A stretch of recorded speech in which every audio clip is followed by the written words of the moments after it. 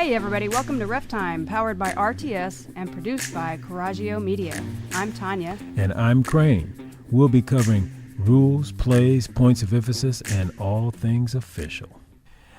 And welcome to another segment of RefTime. We're in the studio today with the great Andrew Maley.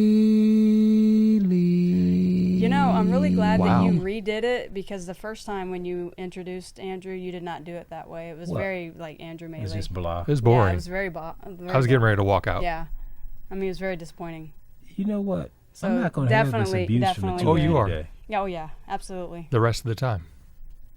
Ain't no fist bumping going on up in here. He's a coach. You're on the dark side. You cannot be aligned with coaches like that. Sometimes, you know, you gotta make that relationship. You gotta bond. Yep. You know, that's you how we grow together. You must step into the dark side. Whatever. I'm not sure which side is the dark I don't side either. anymore. The way he said that, I'm like, I don't know. I'm here. I'm part of the dark side right now. So I'm going to start this out with a positive. Okay. Okay. So how many times have you thought about becoming an official, coming over to the dark side? Never. Never. Never. Not even in conversation No. with you, I can answer that question. I could have answered that question before you asked it. No, but he's a great sideline official, though. That is true. And he walks up to you during timeouts and during halftime, and he wants to give you. I'll tell you how to do your job all day long. Yes. But he does it respectfully. He always says, "No, I'm just asking respectfully here." So that's code for don't give me a tech. Please Right. don't. Yeah, that was one. That was a very interesting situation we had with one of the last games that we did for the homeschool community. Are you talking about when we were over at Summit? Yes. Oh, yeah. And Mr. Andrew comes up to us during halftime, I think, or a timeout, and as an assistant coach, which we're not supposed to be don't approached typically by talk assistant to. coaches. But Which is why he apologized when he walked up. So he's like, I apologize, but I just want to ask a real quick question, you know. And I'm asking real mild, so you should be I'm offended. very calm, you know. So you know, and you know, of course, you never know what's coming out, you know, from a coach, from a fan, you know. Especially when we get set up like that. Yeah, and it was basically. So, are you guys going to be calling it this tight the whole night, or something? No, that's to not that what he said. effect? He said ticky-tack. Yeah, okay. I remember he said ticky-tack. Ticky-tack, yes, he did. And I may have even said, "Are you always this soft in your calls?" See, no, you didn't say no, that. you said that to me in our No. private conversation. Okay. But when you approached No. us, you said Ticky-tack. You said, Yes. Respectfully, I just want to know, are you guys going to, you know, you've been calling Like it kind of it's ticky-tack. Are kinda you going to keep ticky-tack. talking it, Mhm. calling it this way? And we looked at each other like, did he just say we call it ticky-tack? Yeah, I'm like, what?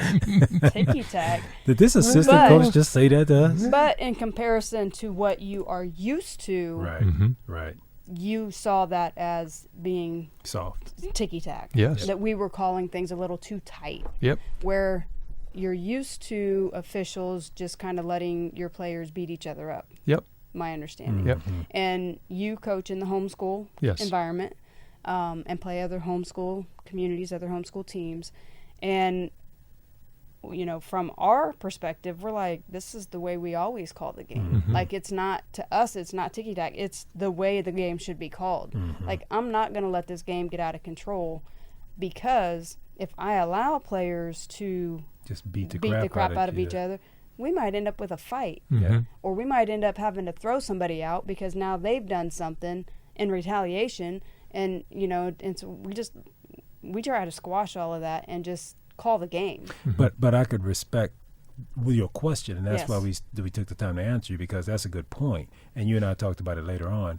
In the homeschooling environment, you're used to getting what we would call ground level officials who just come in, and they're coming in to get the paycheck. Yeah. And they don't care about the quality of the game. And plus, and we talked about And they don't move this. up and down the court. Right. And as plus, much. and we talked about this, a lot of officials look at the homeschooling as a lower Of course they do. Beneath level them. of, yeah. Yeah. And they look at it as a lower quality And of almost kind of basketball. like an AAU, Right.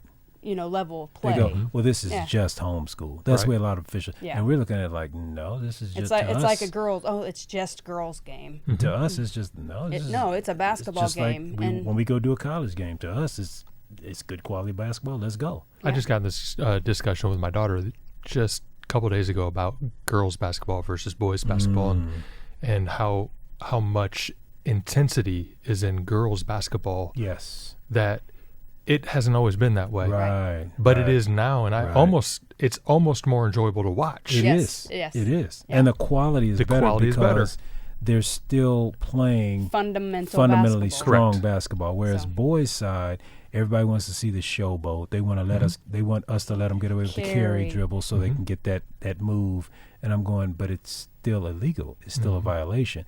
Oh, nobody calls that. And a lot of refs have told me that. Yeah. Crane, no, we don't call that anymore. And I go, why not? It's still a rule.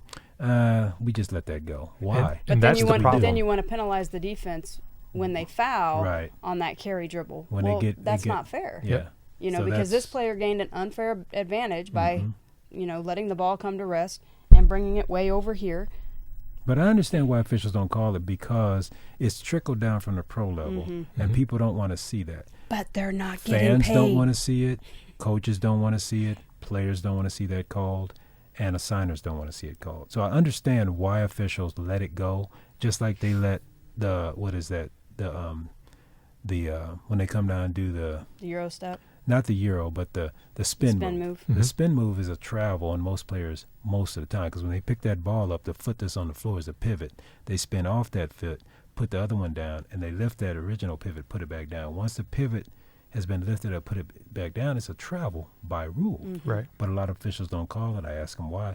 Man, nobody wants to see us call that. If we call that, we're not going to get hired back. See, this is the problem. There's no basis of rules. Yes, there is. There is actually. No. I know I'm saying I know there's an actual basis, but nobody goes by a basis of rules. So every ref that you get, they do it all differently. Exactly. Every single one does it differently because nobody follows a basis of rules. There is a basis of rules, but people don't follow. But people don't follow it. So and again, what we're saying though is they also look at what are they officiating.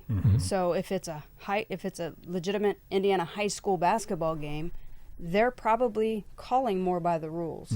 But if they're coming in and they're doing something that's not IHSAA sanctioned, maybe we'll just let them get away with that. And high school is not consistent. Homeschool is not consistent either, because some homeschooling programs are recognized by the IHSA, I think.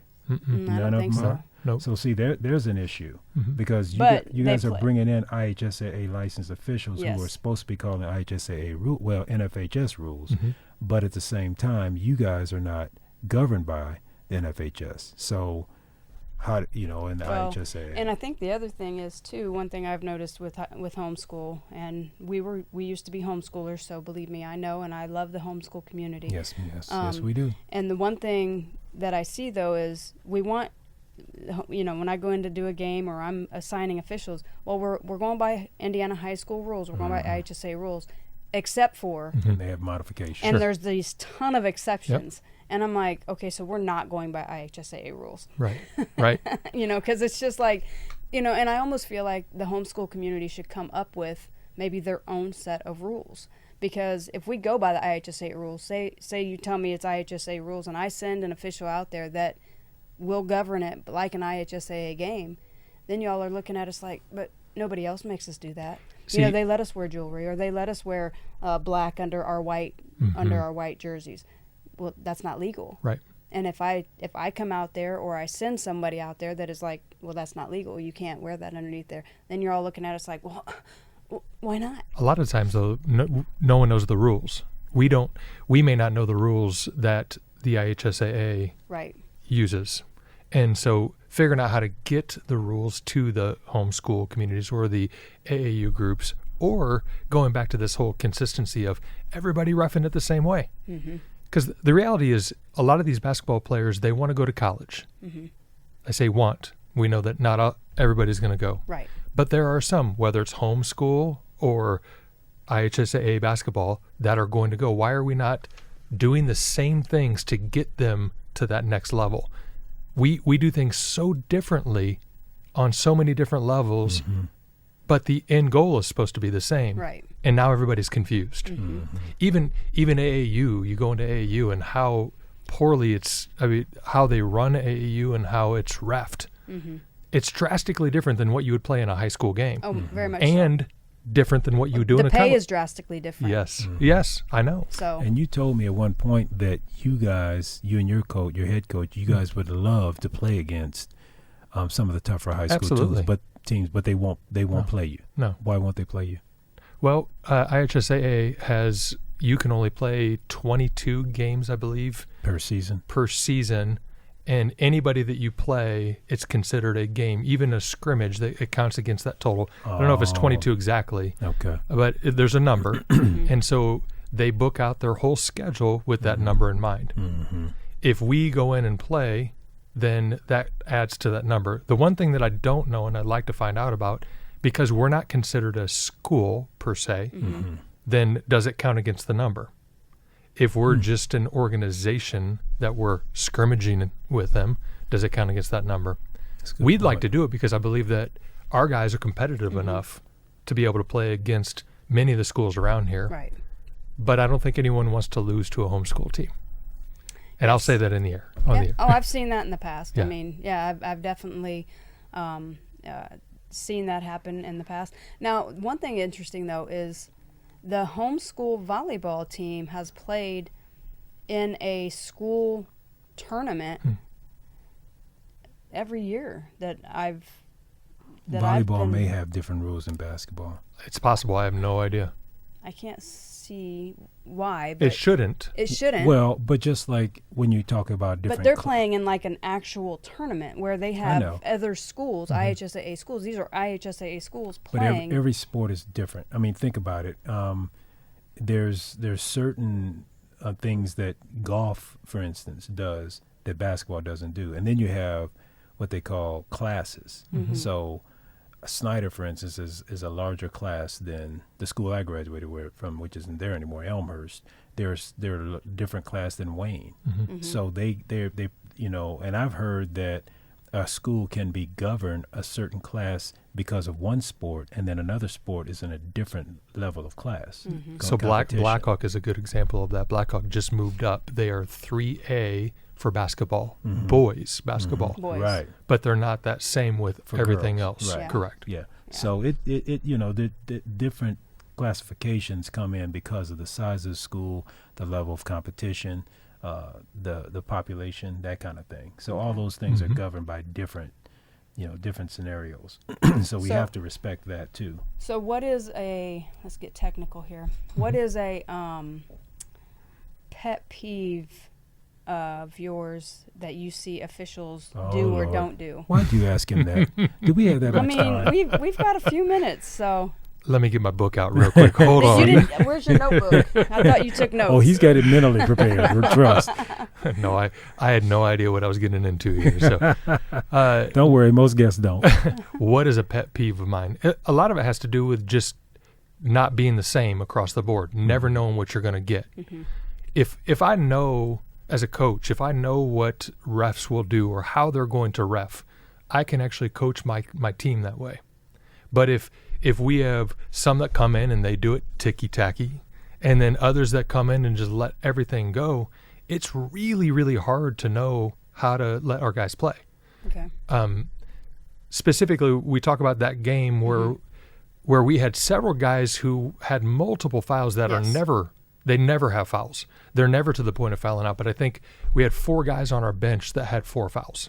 In the game that we did? In the game that you did. That's really odd. That never happens. So it's hard for us to know how to adjust to that for one set of refs that aren't the same as everybody else. Well, let me ask you this, because that's an interesting point. So the way we refed your game, yes, and you're saying you guys had more fouls. Or maybe we should just go back and look at the game, because maybe they actually were like hitting each other. And anyway, I watched that game again. You don't want to hear some of the stuff was missed a little bit. Oh, I'm sure. But that happens every game. Oh yeah. So I'm not saying we got it all. The way we ref, in your definition, is ticky-tack. Did you guys like that style, or did you like the rough and tumble that they just let the kids play? Yeah. So there's a rough and we do not like the style at which you refed that game. Okay. We don't like the style where everybody gets demolished and hurt. There's a balance in between. And so we've been at games where people are getting hammered. I mean, our guys come with cuts on their necks. My son he's bloody almost every single game, and nobody calls anything on it. And he's like, where were the fouls? I'm literally bleeding. How did somebody not call that? So we have that extreme as well. We don't want that. There is an in-between there where people aren't getting fouled out every single game, where some of the stuff, when they're getting hammered, you call it. When it's a little touch or this or that, you don't call those. So Now did you think wait. did you think that the coach of the other team, Yes. because I think I had to reprimand him at one point. You did. He got on my nerves. You did. And the reason he got on my nerves is because I think the game changed, the momentum have changed, and his team wasn't doing as well as he wanted. So then he started crying to me, Correct. or us. We let it go for a while, and after a while, I'm like, okay, you need to shut that down because I'm starting to listen to you, and I can't do my job. So you need to shut that down before I shut you down. That's why I lost patience with him. Now, my question on that is, do you think that he felt just as frustrated? Do you think it was consistent on both ends that he didn't like the style as well? In the beginning, I think it was consistently ticky-tacky both ways. Okay. Even after watching it, Okay. I think both sides, there were quick calls that And they were. that were just kind of, where are these coming from? And then the second half, the call, you pulled back substantially. I'm going to challenge that. I know she would too. I don't think we pulled back. Our estimation was the teams, you guys readjusted. You adjusted. Yeah. We didn't have to call as much because you guys caught on to our refereeing style. And I'm going to say this, and I know she had something she wanted to add. And I'm not defending, but I'm just trying to explain the way we call the game is we want to make sure there's control. We want to make sure that players know you're going to play honestly and we're in control. But I don't want, when I say control, I want people to know you're in a safe playing environment. That's what I mean by there's control. And I think both coaches felt they were in a safe playing environment, even though you may not have liked the style of officiating that we had. And this is the last thing I'll say. A lot of teams will say, well, we need to know what we're getting. But the thing is, you don't know what you're getting and who you're playing against. You have to readjust your game according to that team. You play against all these different teams, and you have to play a different game against them. Yes. But then when it comes to officials, you think that we're supposed to come in and you're supposed to get the same thing from officials. That confuses me. Well, I think that you should get the same thing from officials. Why? Because there's one rule book, and your job is to be the rule book. That is your job. And so you have that rule book to uphold. Every official should understand that rule book. When you're playing against different teams, they have different plays. They have different styles. So you're going to adjust to those teams. We actually have the opportunity. We watch a lot of our teams play before we play. So maybe we should start watching the refs. I think you should. And I think that was should. going to be my point because you guys have had us. You've seen us officiate before. So as far as you saying, well, we didn't know What how you were to, gonna get. what you were going to get. You've had us. You guys have had us before. We've had your head coach numerous times. We've had conversations with him outside of the game. And he's readjusted because of our style. Yes, and I think, so you're saying that you guys didn't know what you were getting, but I actually want to challenge that because you've had us before. It's not the first time that you've ever seen us officiate. I would agree. And have we changed? I think that game you did. This is why I think so. And what I'll do is I'll send you the video. Okay. That way you can look at it for yourself. We have had you. I think that you typically, and any time that I've ever seen, you have been really, really good to the balance that we've talked about. That's a normal thing. This game was different. Part of that may be because we were playing, there was only two of you. We're playing on a college court. And so it became a little more difficult for you to do what you needed to do. And it was our third game of the night. It was your third game of the night. There's a couple factors in that Yes. I actually think played into it that made it different for you, that you may have called it differently, or you called it more ticky-tack than normal. Okay. And I wasn't referencing you to even all the others, but normally what I have seen you to ref, because I like what you do. You're typically really good at it. And so it's no different than us being coaches. There are times we're not good at being coaches around the refs. There's times that we let our tensions fly, or we don't stop jibber jabbering or whatever it is. And Right. then you let us know. Yeah. And, you give us warning or you tee us up. That happens. Right. Yeah, I think it goes both ways. And I know we had some crosses with your head coach before in years past. Yeah. And I think, we've talked about that between us. I think we've matured since that time. He's matured more. And I think my thing, when coaches learn this with me, I'm approachable, but I'm not coachable. Mm-hmm. I don't want a coach trying to tell me how to do my job when I don't try to tell him how to do, or him or her how to do their job. Right. But I think in our profession, people think, I'm not trying to tell you how to do your job. I'm just saying you need to what. Well, now you're trying to tell me what to watch Right. for. Well, yeah, you need to. There you go again with I need to. I don't need it. You stand over there and coach your team. Mm-hmm. Don't talk to me about anything other than basketball questions, and I will do my job. Now, if you don't like what I'm calling, you don't like the ticky-tackness, or you don't like the fact that I'm letting them play, I get that. I respect that. Adjust your game. Adjust your game. I didn't ask you, and I'm not talking to you personally, Sure. but my attitude towards the coach is, I didn't ask you to approve of what I'm doing or disapprove. And that's my attitude because I'm reffing, because I'm like, I'm here to do a job. I don't like the way you're coaching. I don't like the fact that you just subbed that kid out when he's red hot. Well, you don't understand. We have, what they call it, issues on our team with attitude. That may be, but I still don't like it, but I'm not going to verbalize because it's not my job. Right. And coaches, I think we had a coach on one time, and he said, oh, it was Cleveland Inch. Mm-hmm. And Cleveland said that the way he was trained as a coach, he said he'd never been trained before. And the way he was trained, he just thought he had a coach when he played, and when he coached under him, this coach just yelled at the officials all the time. Well, He said, I think he said something about growing up watching Bobby Knight. So Right. that's what Right. he thought. He said that's what he thought was supposed to coaching do. was. You know, you just get out there and you Just yell and scream at the officials. Sure. But Bobby Knight had there was a method to his madness, and some coaches, I don't think they catch on to that. He was trying to intimidate. He was trying, but Bobby Knight knew more about the rules. Mm-hmm. Most coaches don't know the rules. So why are you yelling if you don't know the rules? Mm-hmm. And now I don't have a lot of respect for you because you're yelling at me.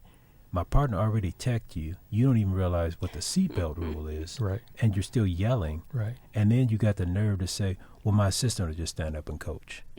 No, that's not the. So you don't even know the rules, but you're yelling at us? Mm-hmm. I don't get that. And I don't think that a lot of people, like you said, know the rules. They don't respect the rules because they don't know them. Yep. But then they want me to be perfect when they don't know the rules. Mm-hmm. So it goes both ways. But I understand where coaches are coming from. You guys want to win. You want every call, every time, up and down the court to go your way. Well, I get it. But the reality is that the scale at which things are called, it's so big anymore. Mm-hmm. That's true. And so we talk about you don't know which ref you're going to get because it shouldn't be that big. The rules are the rules. Right. Yeah. Why isn't the game just called by the rules? Yeah. And everybody abide by that, then no one has to guess. Everybody understands what you're going to call, but the problem is every ref does it differently. And so what I had Friday night versus Saturday night, It's going to be different. it's going to be drastically different. And it all depends on where you're playing. Mm-hmm. So if you're playing here in town, Correct. obviously you're going to know your officials a little bit better because you're going to, see them on a more regular basis because you're playing in town. Whereas when you go and you play an away team and you're outside, now they're bringing in the officials they know. Yep. And so now you have, like you said, a whole gambit of, difference. We had a game where someone called 7 charges against us in one game. We don't know if we've had that in our entire season. How many did we have that night? Because we had a couple, I think, didn't we? Yeah, We for had- I sure. don't we had even a remember couple. where I ref this past Monday, let alone months ago. You lucky I even know I'm downtown at the Wait, library. you still ref? Thank you. Thank you. I thought I gave that up 15 years ago. But reffing has been an interesting gig. So you've been coaching for how many years now? He hadn't thought about that. Show in a your while. age. On and off for a long time. My oldest is 31, and I think I started coaching her in junior high.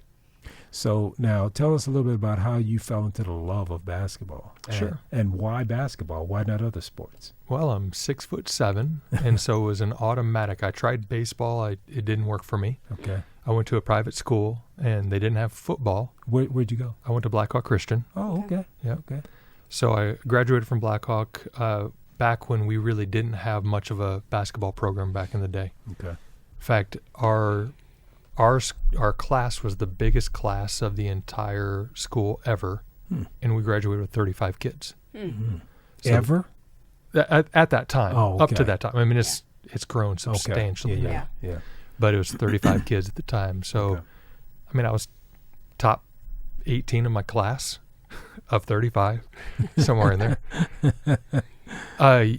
You had tryouts, but most people made the team. So it was, in a way, it was like this, the homeschool league. Right. And we were playing all these teams in the very beginning, or back before I started playing, we were playing these teams and getting smoked by every city team here. Yep. I don't think Black Hawk Christian was IHSA We sanctioned were. back then. They were? We were. Okay. Yeah. Was that new to the school? It was just... It was new. So it was when I was there. I think it was a couple years before me Okay. that Yeah. it was new to the school. Yeah. But when we started playing against teams like Elmhurst or Snyder, or I remember my senior year, I think we played Dwenger and we lost by 1 point to Dwenger. And at the time, they had some great players on their team. Their football team had just taken state. That was a big thing for us to lose by 1 point. And I remember back then playing at Elmhurst, I remember when the name Black Hawk Christian came up, everybody just assumed that's an easy That's a win. win. Oh yeah, That's the way we looked at it. yep. Yeah. Everybody I mean, did. there's schools like that today. Northside Girls. Most people know when they play them, they're going to win. And New Haven girls. New Haven. I mean, the programs are just down at that time, but it Sure. changes. It just does like change. yours. Yes. Yeah. And as a matter of fact, I kind of feel like, both of those schools we mentioned, they are going through a They're going to transition change right now. Yeah, because they have consistent yeah. coaches who care about Who growing care the program. about the program and the kids. Mike at Northside, and then I forget the young lady at New Haven. New Haven. Yeah. Well, they've gone through some coaching changes. They have, but So- she's been there the last couple years, and I think she's really good for them. She's brought on some really good talent as far as staff. And that's you know. what the kids need. They just need some consistency. Correct. So your school started changing after you left? No. or- It was when I was there. So I remember we beat Adams Central. Okay. They put out a newspaper article on the front page of their news in Adams County or Decatur, wherever they're at, saying, "We're sorry that we lost to Black Hawk Christian." Oh, wow. And that's when I, started to realize, like, this is Indiana basketball. We're that little small school, Yes. played Hoosiers every day Right. before. Can't come up here Right. beating the big schools. Right. Started to really fall in love with it. Okay. I was 6'7", played varsity my whole career, but I graduated. I was 175 pounds. I was going to say, were Tiny. you very aggressive? I was aggressive, but back in that time frame, when you're 6'7", you're the big guy. Right, automatically. So you don't get to play any other position. You play inside, you rebound. And if you swing like this, it's automatic foul on you. Absolutely. Yeah, I remember those days. Yeah. And then if someone even touched me, I fell down because I didn't weigh a whole lot. Right. And there was no foul. And there was no foul. No foul. Get in the weight room, son. That's right. Big man discrimination. It was a regular thing. It really was. But I was a shooter, but never got the chance to Exactly. shoot. It wasn't until I went off to school that I recognized that I could be a shooter, but then I blew out my knee and things changed, and I came back and worked and started a family. So, but I've always had that love for the game. I miss what I wanted to do in college. And so I tried to live vicariously through my kids and watch them and cheer them on, and have loved it ever since. When you can't play, you coach or ref. Yep. Now, your daughter, how tall was she?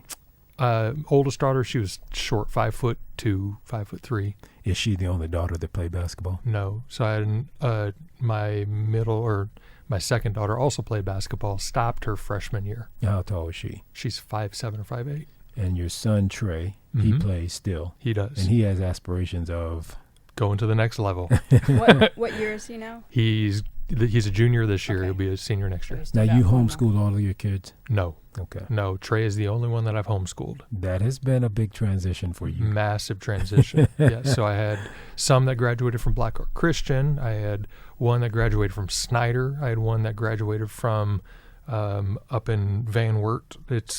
We've been all over the place. Now, Okay. what's interesting is all the kids that have gone to traditional school have played basketball and stopped in high school. The one that's homeschooled has aspirations of going on to play in college. That's correct. That's interesting. But he's also 6'5" and much more athletic. Good point. So it does make a big difference. Good point. You got him in the weight room? I am in the weight room. Oh, Because yeah. he's a little skinny thing. Well, he's Not gained anymore. 30 pounds from last year. Yeah. Okay. Yeah, I've been seeing it because that's where we talk a lot at Yeah, the we YMCA. do see him at the Y. And I see Trey in there. He told me Trey didn't like me.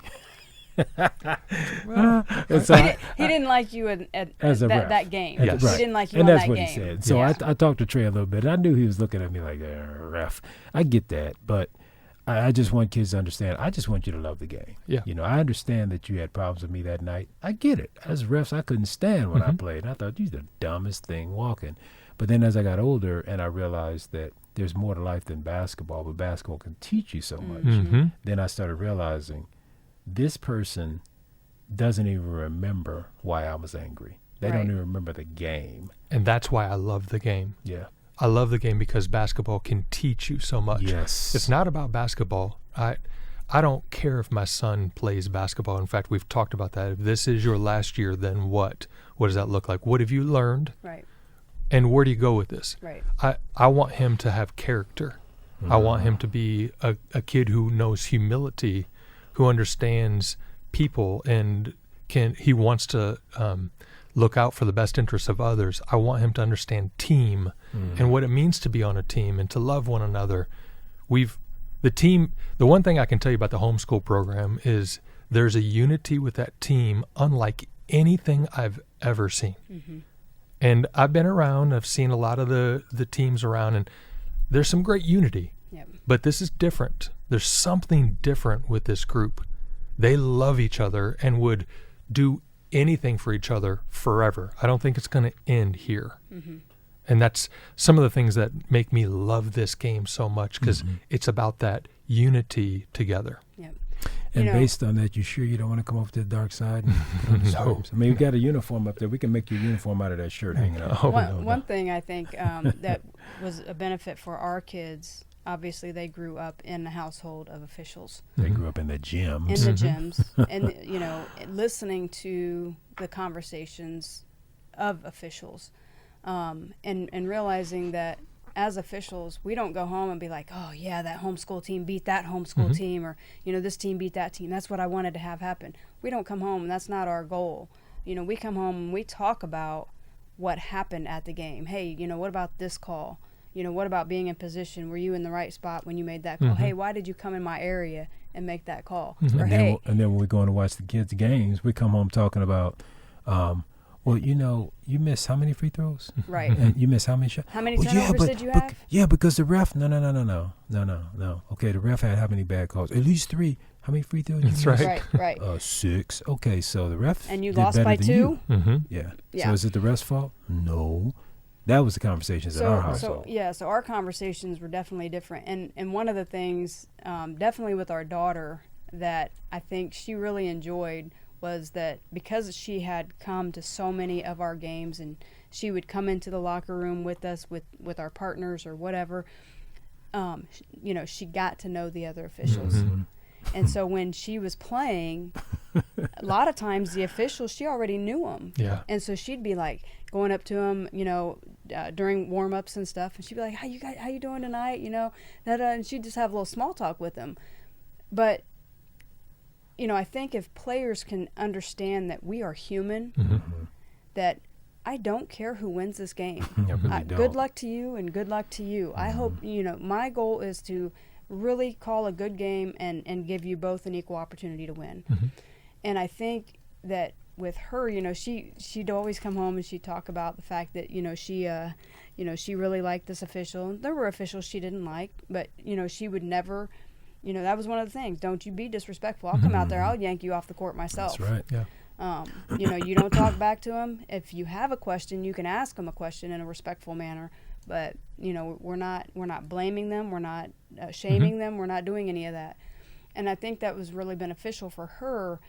I mean, even now, even in her career, because now she is an official as well. You know, 24 years old. She's, you know, doing collegiate level women's basketball. She's got aspirations to do other things in the officiating world. But, you know, she's doing very well. And I think because of those contacts and because of the relationships that she had as a teenager, you know, it's catapulted her. But I would say, you know, to any kid, you know, you may not like that official, but maybe get to know that person. You know, take a couple minutes, you know, during warm-ups and just come over and say, hey, how you guys doing tonight? You know, good luck to you tonight. You know, wish you well. You know, just that conversation, that camaraderie, because we are human.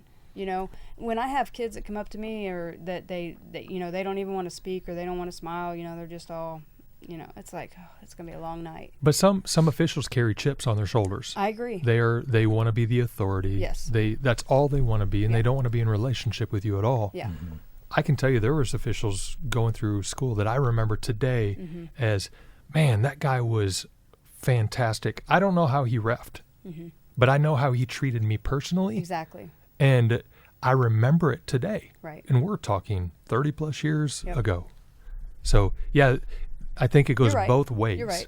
Yeah. I mean, there are those officials, but I think most of us, and especially if you've got 3 officials to choose from, you know, you're doing a varsity game, you can kind of look over there and be like, oh, I can talk to that one. Sure. So let me come over and say hi and how you doing, that kind of thing.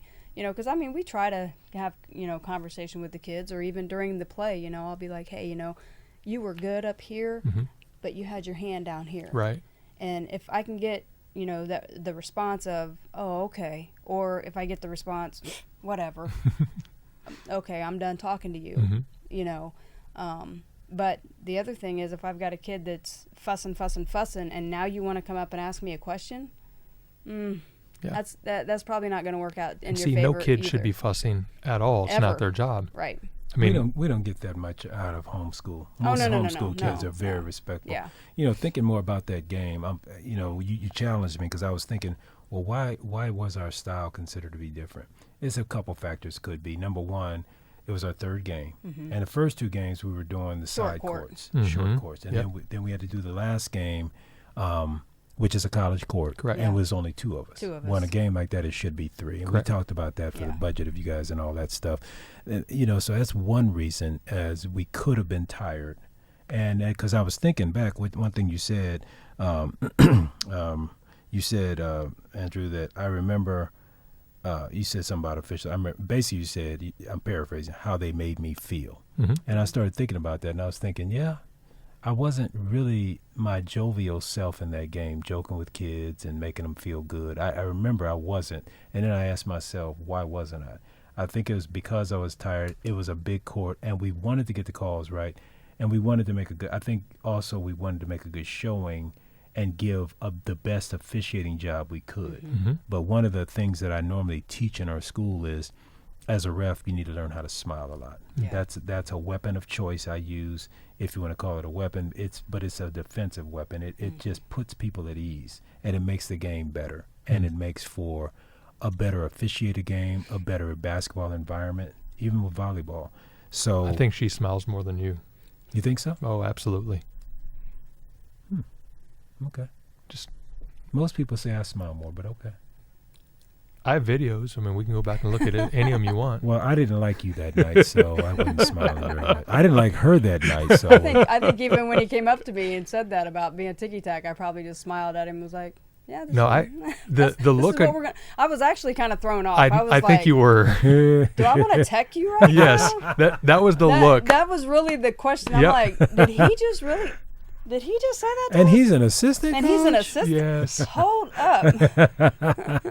Look at him. Look on his face like I knew it because we had been having, you know, Crane and I had been having all these conversations at the gym, but you weren't privy to those conversations. And so when I said it to you, I said it in the context of him and I having these ongoing conversations. And I'm looking at like, well, he knew I was going to take that personal because we've had so many conversations. But her, so that's when you said I smile less than she does. In that moment, that's a different story. Right. So that's all you were talking about in that moment. in that moment. Yeah, in that moment, I was definitely not smiling. I was like, did he so just say really what he's doing is he's kissing up for next time I say you smile more. That's really what it is. I told you that before, though. I've told you that before. This isn't the first time. I don't know. People tell I smile a lot. Sometimes other refs have told me I smile too much. You keep telling yourself that. I know. Okay, I'm just saying. You know, next time you're out there, I need to see you like this the whole time. No, I'm not going to do it then because you're looking for it. I'm going to be looking at you all game like. I know. That's how I see you all the time. All the time. You look like that all the time. And then Whatever. you call these ticky-tack little Oh, things. listen to it. Whatever. What? Whistle. You're out of here. So he came up behind me and touched me like that. I was like, all right, whatever. We ain't got to. Okay, well, we're way over, but you didn't ask him any questions. You got to ask him. You haven't even started All right, yet. I'll ask you a question. Okay. Don't give him the same one you gave. Yes, it's going to be the same one because it's the only one I can think of right now. Ooh. All right. I got an easier one. Okay, do yours then, and so we can wrap it up. Okay. You're going to do yours too. Nope. There's no such thing as an over-the-back foul. Is that true or false? No, there is such a thing as an over the back foul. Okay. Yeah, but you have to pretty much be on that dude's back. Okay. I can tell you played a long time ago. I did. and again, he doesn't have access to a rule book. We need to give him a rule book. There's no such thing as an over-the-back foul. There's no such thing. It used to be when you played. Yes. And as a big 6'7", you probably the symbol or the signal was this. Yes. And you got called for that probably. So it's not technically an over the back foul. You can foul somebody by going over their back. But you are resting your body on them. That's the foul. It's a body foul, right? Not an over the back. It's called a push foul. Push foul. Yeah. It used to be an over the back foul. Or it could technicalities in language. Come on. No. You said about the rules. You said the rules. This is the rules. We're gonna start talking Greek and Hebrew here soon. Oh, now you want to go to Greek and Hebrew when we talk about the rules. Because when we've got fans yelling over the back, over the back, and you're 6'7" and I'm 5'4", you're going to be over my back all day. Yes. No, and I there's know. no foul. But no, I do understand is he that. on the back. On the back is the difference. So you can go. I can reach over the top of anybody shorter than me and grab the ball. I do know that. Even somebody taller than you can jump up and take the ball. Correct. I've had as long a as guy there's no that contact. just jumps a little bit higher than the other guy, grabs the ball, no contact. I'm not calling anything. Maybe minimal contact. Not enough that I'm going to be like, ooh, that hindered that years player ago, from getting the ball. If you reached over a player's, if I reached over like this, I knew that's gone. That was a foul. I knew that's no longer a foul now, but I didn't. The technicality of the name. So the verbiage over the back, there is no such thing as over the back. But see, when we take a test, when we take the IHSA you have to test, know the verbiage. The verbiage is what will make it so you don't pass. Yep. And we teach that in class. Verbiage is what matters as an official. Oh, absolutely. And even if I'm talking to a coach, if you disagree with a call, but I can give you the verbiage from the rule book, you can argue all day long. It doesn't matter. You've got me there because I mean, this is how I teach biblical hermeneutics when I talk to people. It's all about the verbiage. It's the language. Words are important. Words matter. Yes, they do. Yep. Yeah. Ask yours real quick.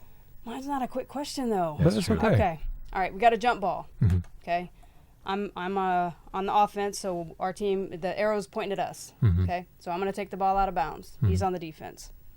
All right, I go to inbound the ball. I'm going to inbound it to you. You're on my team, right? Mm-hmm. So I go to inbound the ball to you. But I got quick feet. He kicks it. Mm-hmm. So we have a dead ball as a whistle. We have a whistle, right? Obviously, I'm going to get the ball because he kicked it, right? So I'm going to so the ball's going to come back to me. The question is, does the arrow change after I inbound it to you successfully? It's a great question. It's a little tricky. I would assume it wouldn't change because it's a different call at that point in time. That'd be my assumption. Actually, you got it right. Does he get a basketball? Yes, he does. Any basketballs? He gets a basketball. You get a basketball, buddy. With real chocolate, not fake chocolate. I like so it. when they get the answer right, we give them one of those, but it's no chocolate in this piece of coal. But it's chocolate. It's real chocolate. It's real chocolate. Awesome. Yeah. So that rule can be tricky. It's tricky, especially when we're administering it in the play of the game, because you got the table who wants to switch the arrow. Right. And because the kick negates the jump ball. Yep. So the arrow stays with the offensive team, even after we inbound it legally after that kick, because the kick negated. And so you just bring up a point that we don't have time for, but even the scorebook person or the clock person needs to know the rules. Exactly. And they don't. They don't. Typically, it's somebody from the stands or a parent or somebody that's volunteered their time. Exactly. Even in IHSAA games. Correct. And so they have no idea what the rules are, so they're just trying to figure it out as they go. Right. So as an official, that's something I have to be aware of. You know, if I see him change the arrow. Did they change the arrow? And if he's closer to the table than I am, then I'm going to be like, hey, don't change the arrow. Make sure you tell him not to change the arrow. I have a suggestion for you. Make a cheat sheet of the top 10 or 20 rules that are misconceived all the time, and hand them to every coach before a game. I don't know if I like coaches that. No, I'm kidding. But that way you say, here, these are the rules. I want to make sure you know them. If you have any questions, here they are. So if you see us call them, then you're not gonna scream over the back, because you're gonna know there's no such thing. Right. So here's your cheat sheet. Now you understand. And maybe you can teach your parents there's no such thing as an over the back. That comes with time, but you have to start with the coaches and you have to start with the people that matter. But I think in time, if the players and the coaches know, the players can go tell their parents. Yeah. So we can educate everybody. Yep. It's a good idea. I actually wrote that down. Okay. All right. Because he doesn't listen to the podcast. All right. So we're going to wrap up. We're going to say thank you so much, Andrew, for coming. But we're also going to let people know need a new partner that soon. we are She in the keeps talking process about of me. a referee training class right now. If you'd like more information or you'd like to join us on our next class, please check out reftrainingschool.com. reftrainingschool.com. reftrainingschool.com. Bam. Yes. And then we also are scheduled for our next Hoosier 3-on-3 tournament. That is July 12th. That is for 3rd through 12th grade boys and girls only. No adults. No adults. We are playing at Turnstone.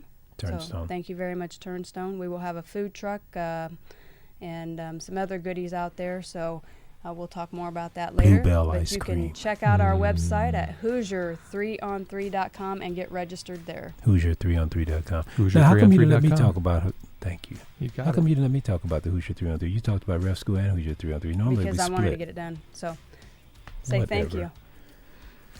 you. Thank you. Thanks for you. coming on.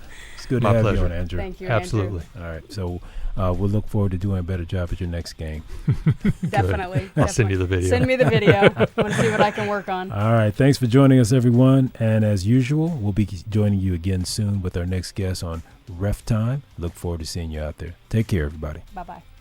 Thanks again for listening to RefTime, powered by reftrainingschool.com and Hoosier3on3.com. Produced by Coraggio Media, RefTime is recorded in WELT Studios in beautiful downtown Fort Wayne, Indiana. To join RTS, visit reftrainingschool.com. Please like, subscribe, and share with your friends. Until next time.